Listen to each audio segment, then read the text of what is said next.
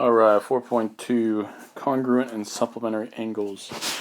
Okay, so basically in mathematics, you've, figured out, the equal sign. 5 equals 5, right? Or, if you're solving for x, you might get that x equals 5. That means that these two things have equivalent value or equivalent measure. Well, when we're talking about geometry, we're talking about things.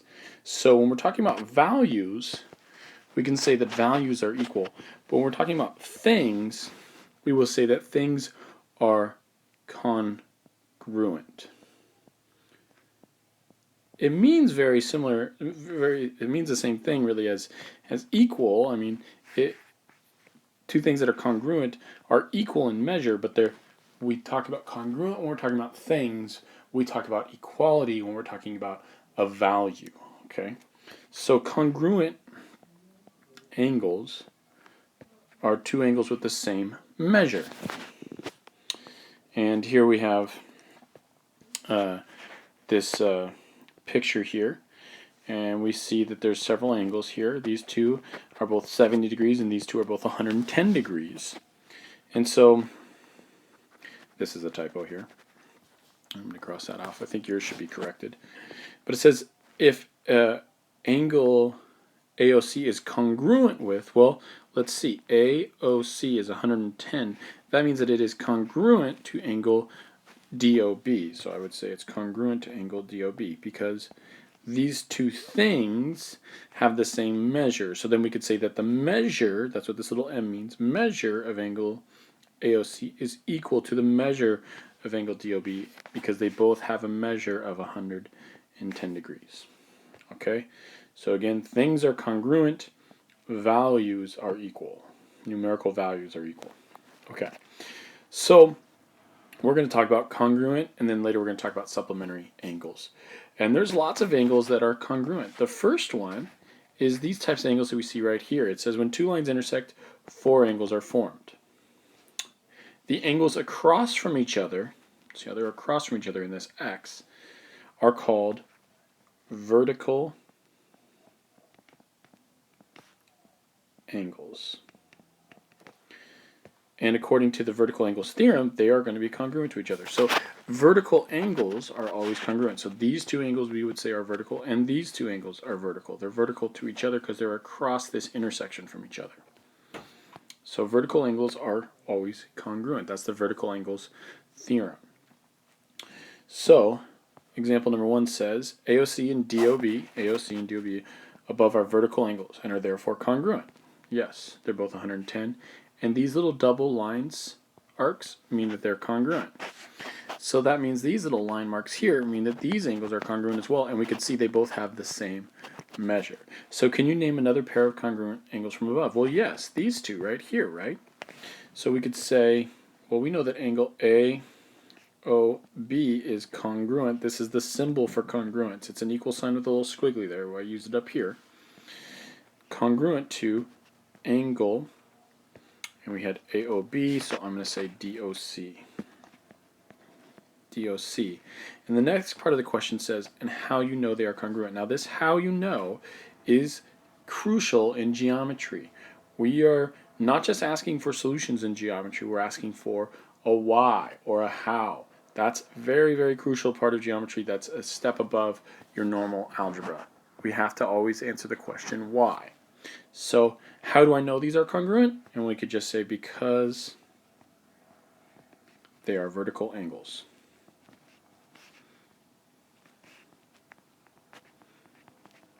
And vertical angles are always congruent.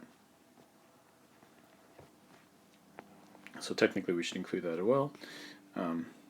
We could just say therefore. This little symbol just means therefore. Therefore, they are congruent. Lots of different ways you could say that.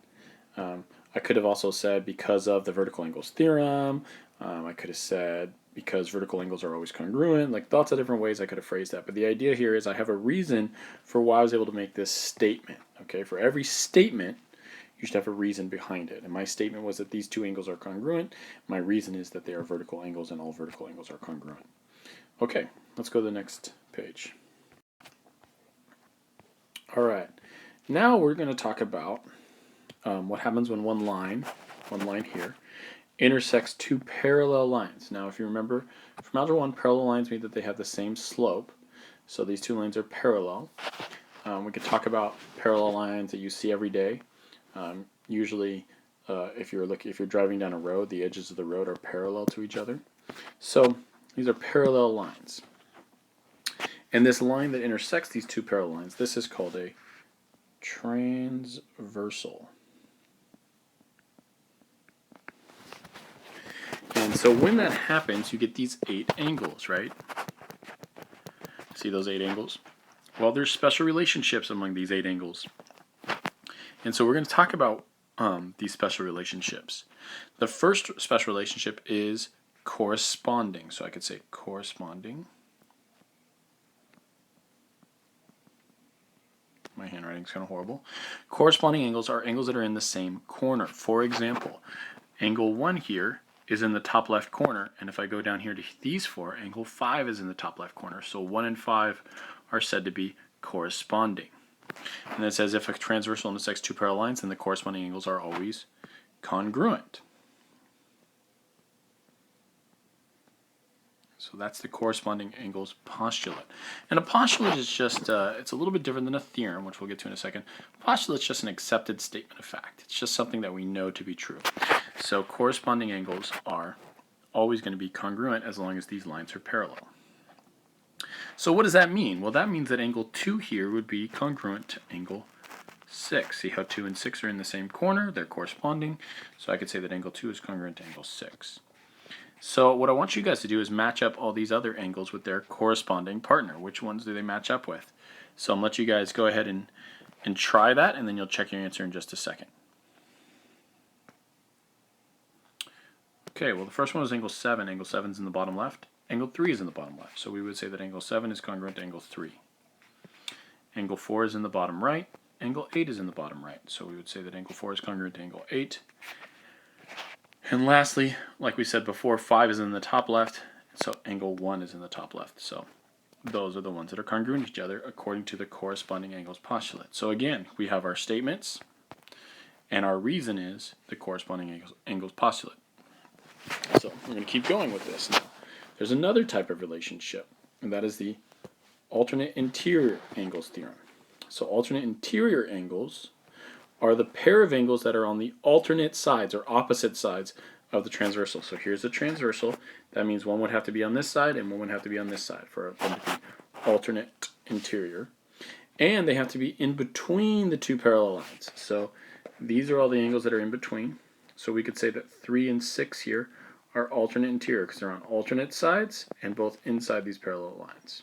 Or 4 and 5 are also alternate interior. And the theorem here says if a transversal intersects two parallel lines, then the alternate interior angles, so that pair of alternate interior angles, are congruent. And so you could write the congruent word, or you could just write the congruent symbol. It's the same thing. So what does that tell us? Well, that tells us that angle 3 would be congruent to what? It would be congruent to angle 6 because they're alternate interior angles. They're on alternate sides of this transversal and inside these two parallel lines. So we could say angle 3 and angle 6. So which angle is angle 5 congruent to? I'll let you go ahead and check that out. Hopefully you could see it. Yeah, and hopefully you saw that it would be angle 4, right? Okay, so we've got two reasons down. We know the corresponding angles postulate. We know the alternate interior angles theorem. We also know vertical angles too, right? See how 5 and 8 would be vertical, 6 and 7 would be vertical, 1 and 4 would be vertical, and 2 and 3 would be vertical. That's what we learned on the last page. Let's keep going. Alternate exterior. So just like alternate interior, but now we're talking about exterior, it's very similar. It just says alternate exterior angles are the pair of angles that are on the alternate sides of the transversal. So they're still going to be on either side of this transversal, but now they are outside the two parallel lines. For example, angle 1, its alternate exterior partner would be angle 8 because it's on the opposite sides of this transversal, but on the outside of these two parallel lines. Okay, so that would be alternate exterior because they're on alternate sides and they're both on the opposite sides of the parallel lines, on the outside of the parallel lines. So, something about alternate exterior angles. If a transversal intersects two parallel lines, then alternate exterior angles, well, they are also congruent. And so what does that mean? Well, that means that angle 1, its alternate, other side, exterior, is angle 8. So 1 and 8 would be congruent to each other.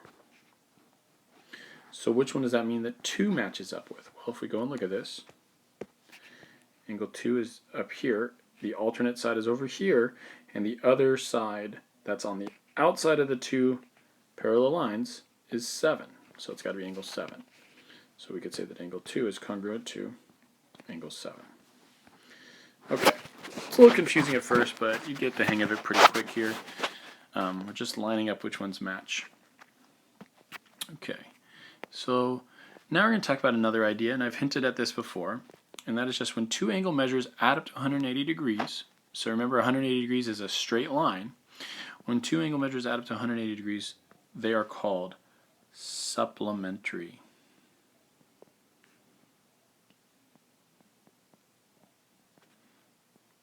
That's a RY there. Angles. Supplementary angles. Okay? So, if we just go and take a look at this picture, remember that 180 degrees means that it's a straight line. So we could say 2 and 4 here are supplementary because together, see how they, when you put them together, they make a straight line. 1 and 2 are supplementary. 1 and 3 are supplementary because they make a straight line. 5 and 7, 5 and 6, 6 and 8, and 7 and 8. All of those, when you put them together, make a straight line. So that's what supplementary means. And so now we have one last theorem here. It's the consecutive angles theorem. I like to call these the same side interior. That's how I learned them, but you also in the book calls them consecutive. So you're going to probably see that word more. But really that just means same side interior. So what do I mean by that? Well, consecutive angles are on the same side of the transversal and in between the, that's a typo, the two parallel lines. So what does that mean? Let's go up and look. I said that they're on the same side as the transversal. So here's one side of the transversal, here's the other side of the transversal, and they're on the inside of the two parallel lines. Well, that would be 4 and 6 or 3 and 5. These are both consecutive angles or same side interior angles. Okay, well, what's the theorem about consecutive angles? Theorem is that if a transversal intersects two parallel lines, then the same side interior angles are supplementary. So they're going to always add up to 180. Okay, so if that's true, then that means that the measurement of angle 3 plus the measurement of which angle must add up to 180 according to this theorem. Well, notice 3 and 5 are same side interior or consecutive angles, so we could say that 3 and 5 are going to add up to 180. Take a look at the picture and see which one is going to be a consecutive angle with angle 4 and therefore adds up to 180 degrees. Yeah, hopefully you saw it. It should be angle 6 because angles 6 and 4 are on the same side of the transversal and they're both inside these two parallel lines. So 4 and 6 are consecutive interior or same side interior angles. Okay, so now we're going to practice all these concepts a little bit. So I look at example 5 here. I notice I just have two lines that intersect. I don't have a line that intersects two parallel lines like up here. Right? So I just have two lines that intersect, so that means I have vertical angles. And I learned that vertical angles, angles across from each other, are congruent.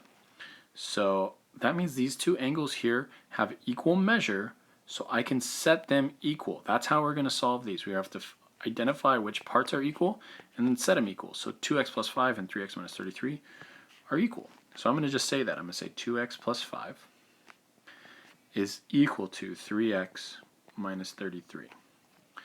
Well, if this is true, and we know it's true because they're vertical angles, then I can solve for x just doing algebra. So let's do that real quick. I'm going to add 33, subtract 2x, subtract 2x. That cancels, that cancels. So 5 plus 33 is 38. And 3x minus 2x is just x. So, hey, there's x. It's 38. All right, so I was able to solve for x. I want you to think about this, and I want you to try it. It's, could you solve for y? Now that you know what x is, could you solve for y? How? So I want you to give me your best shot down here. I'm going to check for that in class. But just give me your best shot. You might get it wrong. It's okay. But think about the relationship between this angle and the angle right next to it, and what kind of angle they make together. Or this angle and the angle right next to it, and what kind of angle they make together. You're not going to be able to use vertical angles for this one because you don't know its vertical angle partner. You don't know what it equals. So you'd have to figure out the relationship of either these two or these two to solve it. I want you to think about it. And let's go. I'm going to go ahead and go on to the next page. Okay, we got a couple more problems here. It says solve for x and y. I just want to remind you that first you want to determine what the relationship is, because that tells you how to solve the problem. So you got to determine the relationship. And as I look for saying solve for x and y, that means I'm probably not going to have an equation that has both x and y's in it. Probably going to have equations that just have x's in it. So as I look over at this picture, first thing I see is that this has an x and this has an x. So what's the relationship of this angle and this angle? Well, they're both on alternate sides of this transversal, and they're outside these two parallel lines. These little symbols here mean parallel. So they're outside these two parallel lines, and they're on alternate sides. So that means they're alternate exterior. So I can say, hey, these are alternate exterior. Therefore, what's their relationship? Therefore, according to the alternate exterior angles theorem, they are congruent. Okay. In the same way, I'm going to look at these two angles with the y's in them. They both have y's. So as I look at these two, what's their relationship? Well, they're on the same side as the transversal, and they are inside the two parallel lines. That's same side interior or consecutive interior. So I'm just going to write these two guys are consecutive. And we learned that consecutive angles are supplementary. So how I'm going to set these both up is going to be a little bit different. Okay, I have to use the fact that these are congruent to set them up and set them equal, and we use the fact that these are supplementary to add them together and set it equal to 180. So there's two different ways of solving these two different types of relationships. So let's do the x first. That's the easiest one, I think. We know that they are congruent, so we can set them equal. So I know that 17x minus 70 has to be equal to 2x plus 5 because those come from alternate exterior angles of parallel lines, and therefore they're congruent. So let's just do some algebra here real quick. I'm going to subtract 2x, add 70, and I get 15x equals 75. Divide both sides by 15, and I get x equals 5. Perfect. Okay, so I've done that, and what I want you guys to do is think about how you would solve for y. Okay, give it a try, think about it, and then I'll do it for you guys in just a second. How would you solve for y? Okay, hopefully you paused the video and tried it by now. If you haven't, please go ahead and pause it and then come back later. But there's a couple different things you could do. Now that you know what x is, you could plug in for x and then use the fact that these are vertical angles to solve for y. That would work. Or you could do something else. And this is what I want to show you that's a very powerful tool when you have supplementary angles. You know that supplementary means that these two things add up to 180. So we can actually just write that. We can say, hey, 3y plus 5 plus 5y plus 15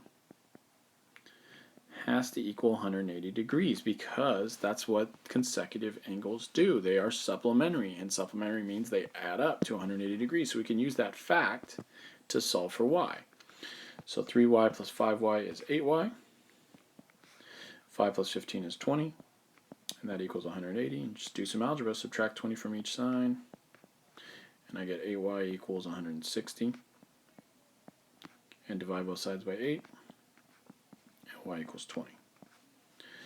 All right, so remember, I first am just looking to see what is the relationship between the angles in question, right? What is the relationship? I saw these are alternate exterior, I saw these are same side interior, and I use that to solve for them. Alternate exterior means congruent, so I set them equal, right?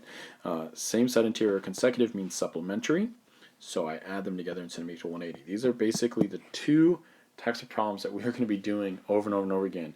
90% of the problems we're going to be doing in geometry is either setting two things equal or adding them together and setting them equal to 180. And knowing the difference between those two is really all it takes to be pretty successful in this class. Okay, I want to show you one more problem that I think is one that's kind of challenging, but I want to make sure you see it at least once. It just says find angle 1. Angle 1 is down here. Notice that you know that it's just a name if there's not a degree symbol next to it. These are measurements. This is a name because there's no degree symbol next to it. So at first, this is kind of a tricky problem to find angle 1. But the main thing that you need to do here is you need to add in a third parallel line. If you add in a third parallel line here, now suddenly there's a lot more information you can gather. Because you know this angle up here is 125. And you could actually find all of its matching parts. So if this is 125, its corresponding angle is right here, and we know that corresponding angles are congruent. So we could say, hey, these are corresponding, therefore, that's my little therefore symbol, they are congruent. Okay, well, that gives us a lot more information that'll get us closer to finding 1, because I know that angle 1 and this angle are also corresponding, right? So I'm going to say these are corresponding, therefore they're congruent.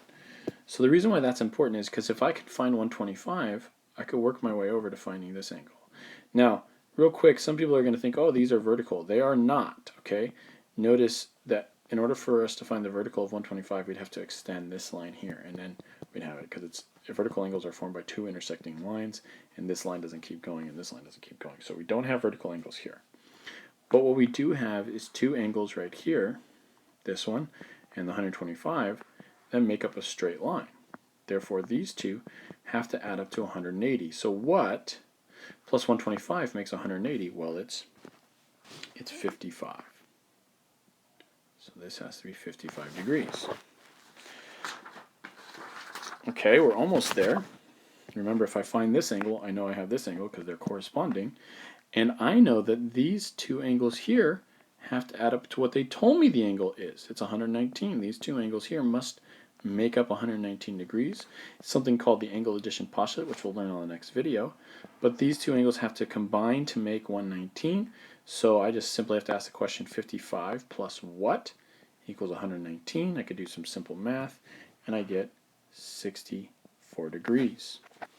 Because 64 plus 55 makes 119. And now I know what angle 1 is. It's got to be the same. So I could say angle 1 is 64 degrees. Now that's a little bit trickier of a problem because there's a lot of thinking and you got to add in that extra line. But the logic is simple. We went from here to here because they're corresponding. Went from here to here because they're supplementary. Went from here to here because we knew they made up 119 together. And then back here to here because they're corresponding. Each step is relatively simple. It's just kind of combining all the steps that gets kind of confusing. All right. Last thing here, I have the summary. I want you guys to try this. Basically, what I'm asking is if you know that angle 1 is 110, you know this angle is 110 degrees,